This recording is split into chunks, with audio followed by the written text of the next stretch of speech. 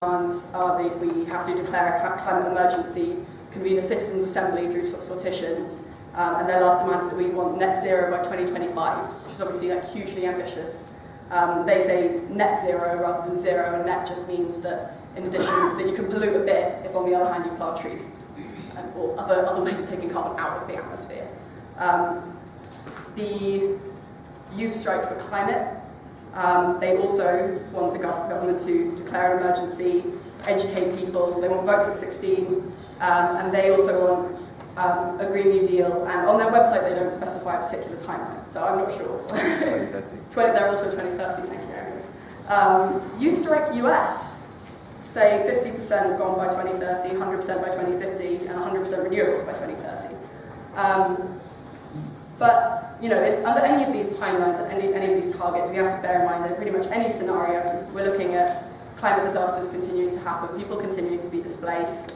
So any kind of left climate program needs to also be responding to those things and like having a kind of a vision for that, as well as just being a question of how do we decarbonise the economy. There's also, apart from arguments about like when do we need to decarbonise by, there's also how, and how do we win it.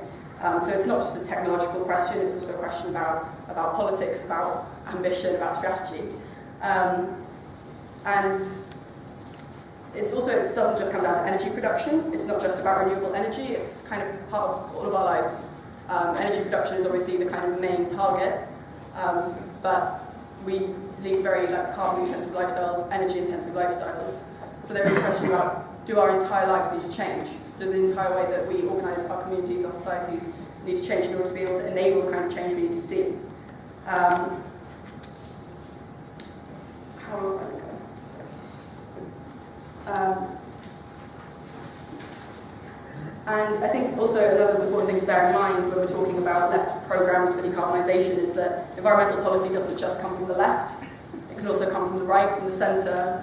It's not necessarily effective, and it might be something that we're totally opposed to.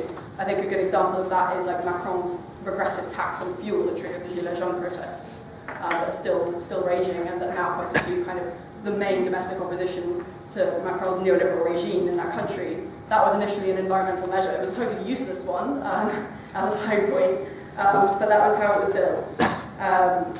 So we need to think about what left politics for decarbonisation looks like.